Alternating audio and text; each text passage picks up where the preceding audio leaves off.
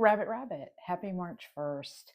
My name is Reverend Renee Sosanna Olson, and today we are going to talk about sacred icons. I'm also going to do a 3 card pull at the end of the discussion. I haven't decided which deck yet. All right, let's get started. Okay. This week I wanted to we talked about some icons last time, but I really wanted to kind of like drill down into the topic a little bit and talk about not only icons in general, not only icons in general, but also icons specifically related to Hecate. So we'll go into both. So first, what is an icon? To me, an icon is anything that you use to represent something else, right? It can be a physical representation of the deity, it can be a statue, a relief, a carving, a clay figure, whatever. And it doesn't even have to be the deity itself. So, what I'm going to do is I'm going to give you a few examples of some items that I use or have used as for representation of a deity. So the first thing we have here is a little bottle of saffron.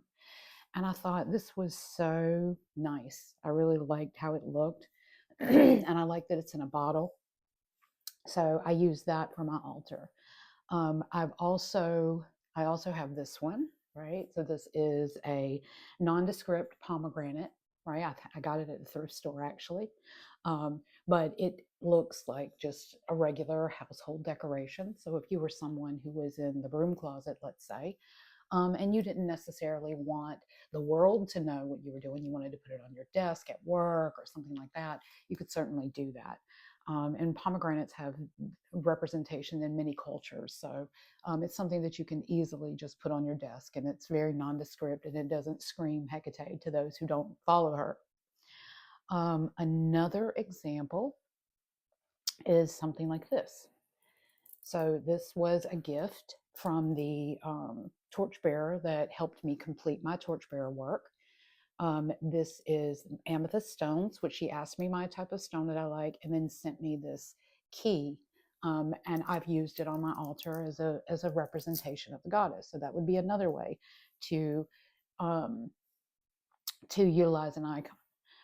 Another way that we can talk about this is size-wise. So here I have 2 different icons. Here's a tiny little Anubis, and then there's this Anubis that I just got. So, this one was the one I started with. So now this one gets retired to a smaller altar. And now this one is the new one that'll go on my everyday working altar. I also, of course, have, Our Lady. She is certainly present. And for her representation, while I use objects that are sacred to her, I have very few that are actually a carving of her. I'm getting back into my clay now. And as I get back into my clay, I plan on to be making a lot more. Now, this is in the drying phase. So this is Hecate in her triple animal form, right? So here we have a boar, a horse, and a dog in this representation. And this is just something I carved using air dry clay. It's just a basic representation that you could certainly do. And then here's another form, right, that can represent the goddess. And this is sort of inspired by this type of statue, right? And this is something that I made out of polymer clay. So when you're making your own items, right, let's say if you were going to make this or perhaps something like this tablet, maybe something a little thicker, you would be able to put things inside of it.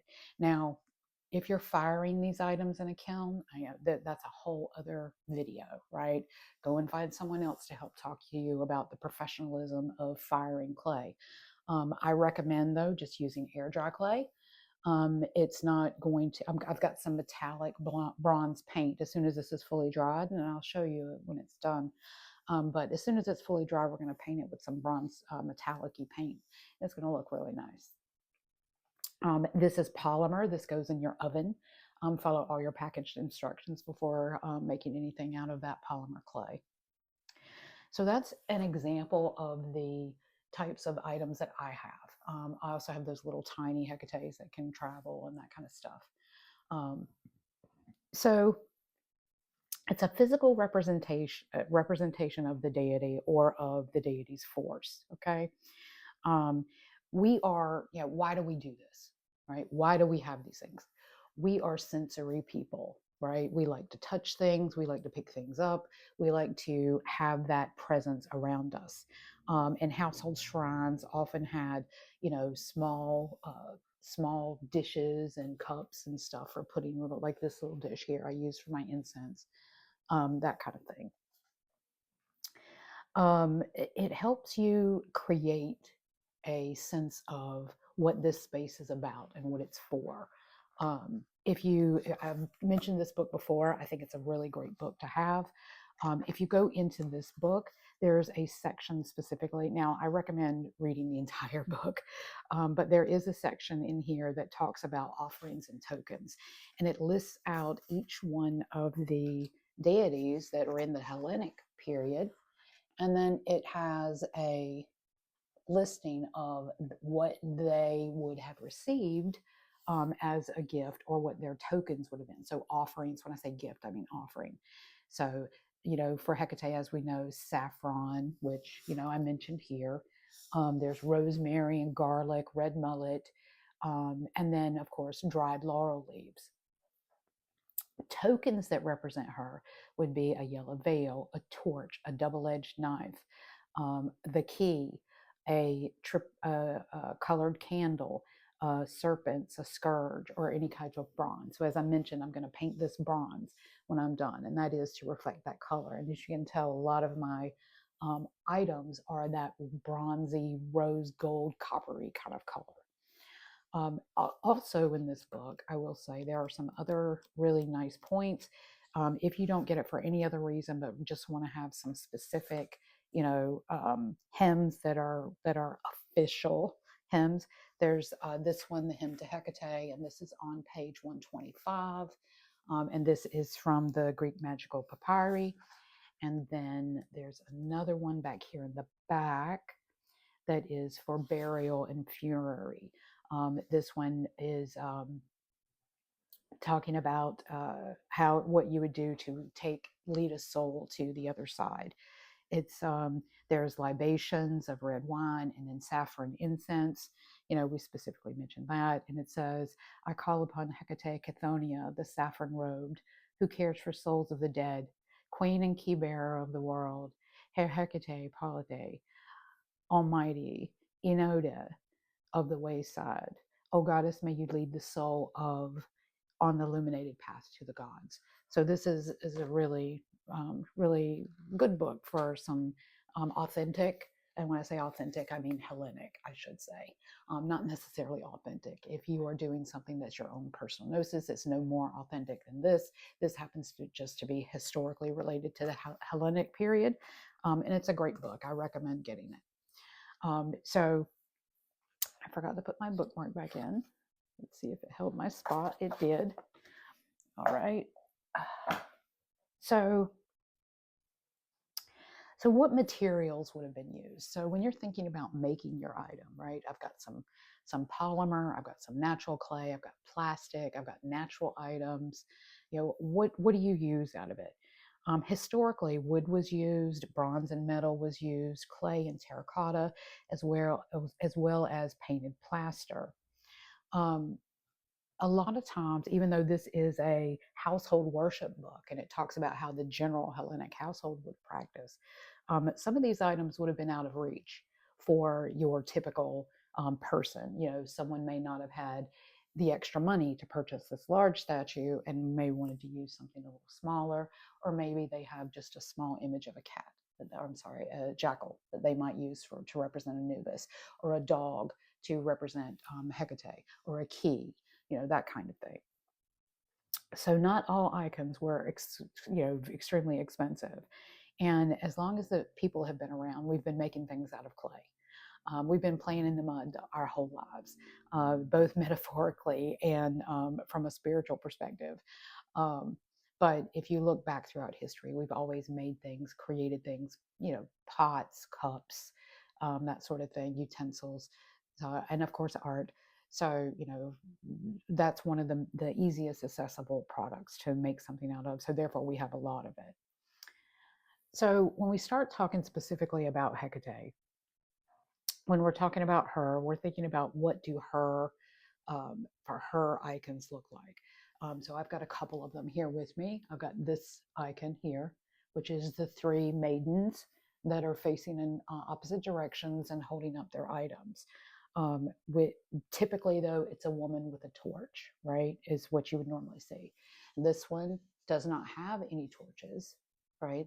In this case, there's only really one, two arms that are visible, right? I had to count them. But this one doesn't have the typical torches that you would have. So let me just check and see if I have another one. No, those are the ones that I have available right now.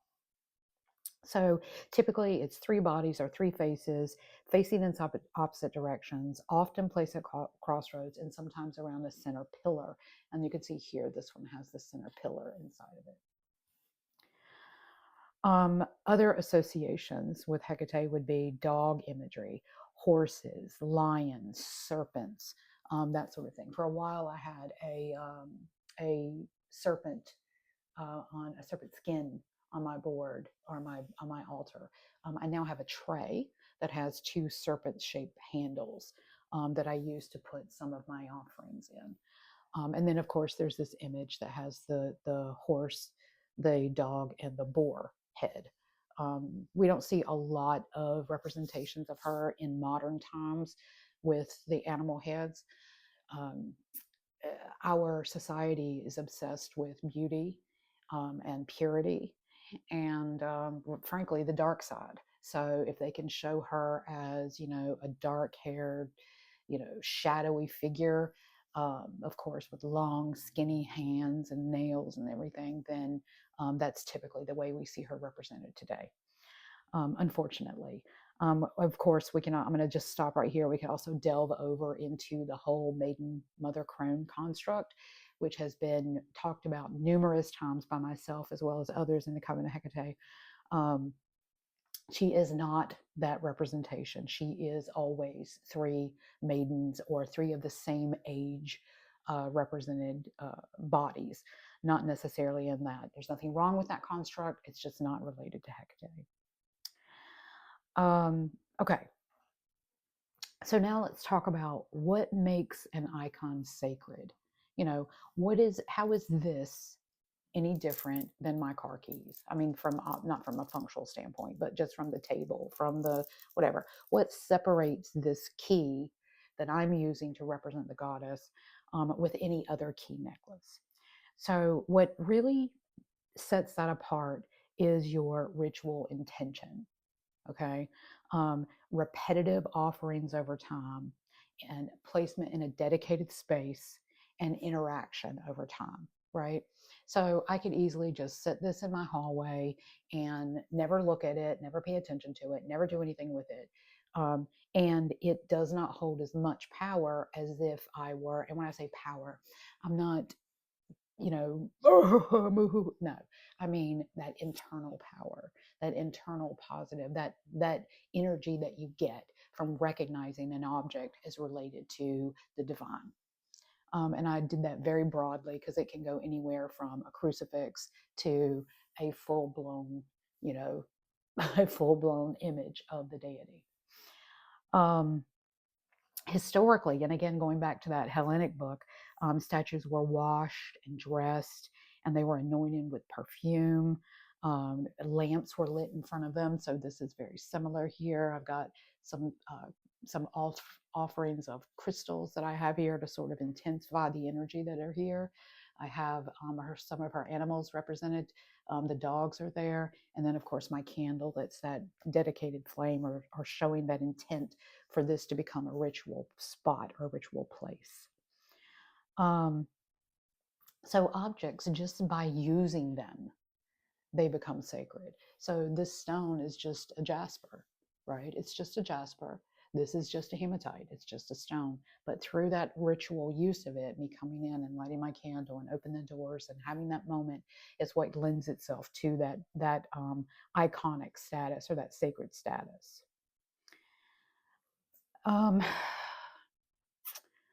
so I mean, and that leads right into what we're talking about next, which is, some religions use them as a representation.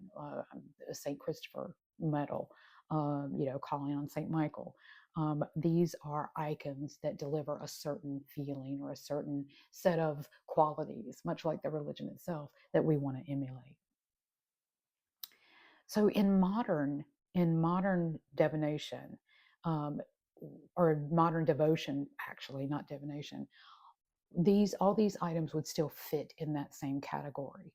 They would still be used as something that's modern, obviously, because I have that. You can also use printed images. Let me pull this one up here. So here's that dark image I was telling you about. This is one that was given to me. So it's got more of this, this dark feminine energy, which is typically not something that I necessarily resonate with, even though Bremo is my primary connection to the goddess.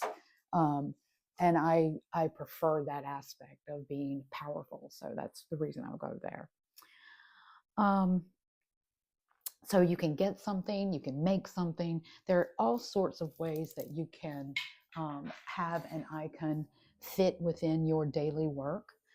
So when you're looking at them, keep in mind it does not need to be something that's super fancy. Grab some Play-Doh and create something unique for yourself. Um, a lot of times we forget how very personal of a relationship this is. And while getting statues that are mass produced, um, certainly there's no shame there. I have several.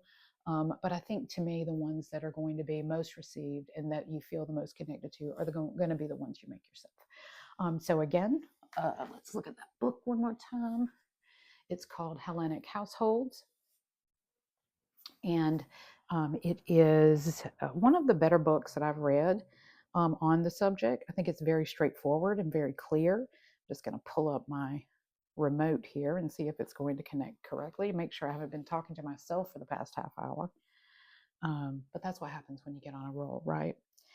Yeah, so it's not been a half hour, 17 minutes. Okay, but I recommend this book. It is a great book to have. My only comment is the book is slicky, and it kind of bothers my neurodivergent self. But otherwise, it's a good book to have.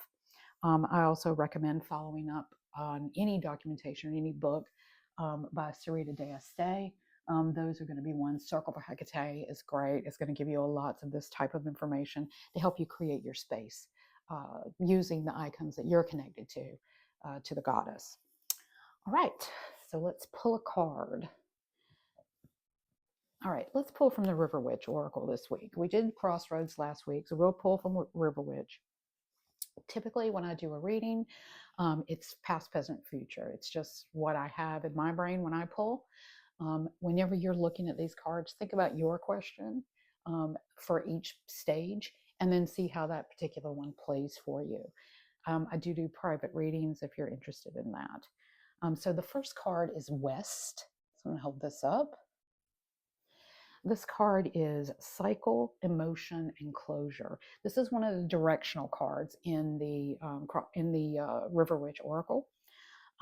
It is really asking us to look at what's happening to ourselves right now, actually in the past. So we're looking back at that. We're looking at the cycle, the emotion, the closure, something that's coming to an end, right? It's very interesting because we have an eclipse coming soon. So this is a good pull. It's going to be a full moon in just a couple of days, and there's going to be an eclipse if I'm not mistaken. I'm horrible at keeping up with those things. But this is going to ask you to reevaluate, look at what you've got going on in the past and pull up that information because you're going to need it. You're going to need it in the present. Ooh, Fire Talker. This is a good card. The Fire Talker card was inspired by a story of my grandmother. one of my aunts, she had an old cast iron stove in her house. And for those who don't know, they're very hot. If you go and touch them on the outside, it's very, very hot. Um, and one of my aunts, as an infant, ran up and or a toddler ran up and touched the side of the stove. And my grandmother scooped her up and said, "We have to go and talk to Miss insert name here. I don't know the name, down the street or down the road." So at the time, there were no paved roads where she lived. We lived in Hood Swamp. It's a very tiny little area. Um, and she ran her down to the lady who could talk fire away. And she went to her, and she talked to her hands and made a amazing change in her feeling. Right, she was able to really reconnect with her own spirit. I have to be very mindful of how I say things. But that's what this card was inspired on. It was inspired upon that historic or that old wives' tale of a fire talker. So pulling this for the present for me is healing, wisdom, and transformation. This is great. We're right dead in the middle of fake spring right now, so it's nice and warm. The sun's shining on me. It's a great time to come up, and if that full moon is coming, so that healing is there. So we can pull that energy from there as well. Our last card today is Amethyst. Oh, I've just missed those February babies. So, amethyst. The amethyst, for those that don't know, you can mine for amethyst here in North Carolina. And that's one of the reasons why it's in this deck. Amethyst is spiritual protection and pure. There's an old story that amethyst cups were used to help keep drunkenness down because of its ability to keep the person focused, which I find is a fascinating wives' tale about this particular gemstone.